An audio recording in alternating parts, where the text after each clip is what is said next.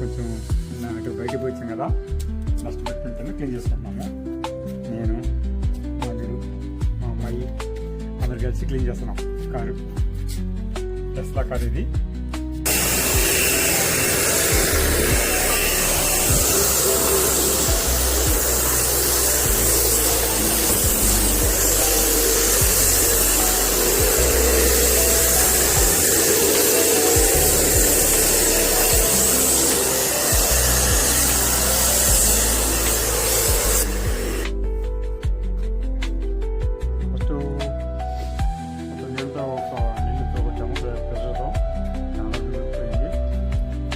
Chicken coating soap water వేసాము. Soap water వేసామంతా 5 నిమిషాల తర్వాత ఒకసారి చేతితో బ్రష్ చేసుకుని అంత క్లీన్ చేస్తే మళ్ళీ ప్రెషర్ పెట్టి ఫ్రై చేసుకోవచ్చు.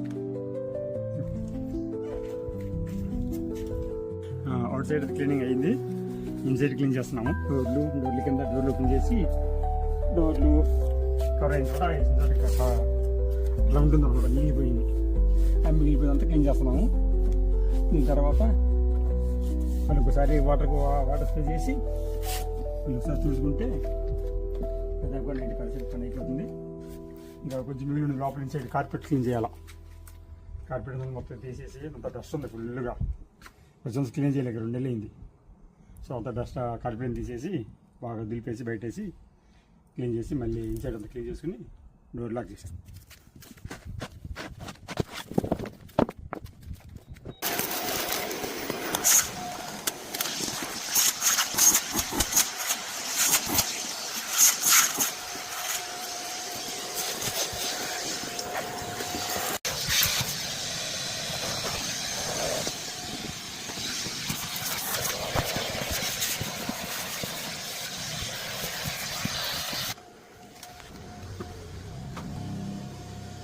టెస్లా కారు కాబట్టి బ్యాటరీ కాబట్టి వెనకాల డిక్కీ పెద్ద వచ్చిందన్నమాట.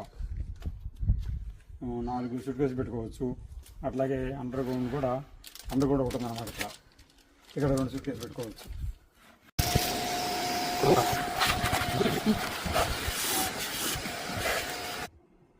ఓకే, అంతా క్లీన్ చేసామండి శుభ్రంగా. 2 కోటింగ్లు బయట, 2 కోటింగ్లు లోపల అంతా క్లీన్ చేసాము. ఆ డస్ట్ అంతా లాగాము.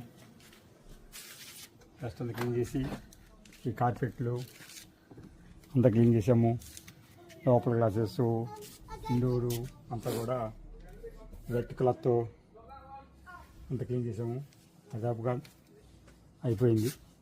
అది 2 hours పట్టింది ఇద్దరికి. నా ఇట్ ఈస్ శుభ్రంగా ఉంది. ఓకే.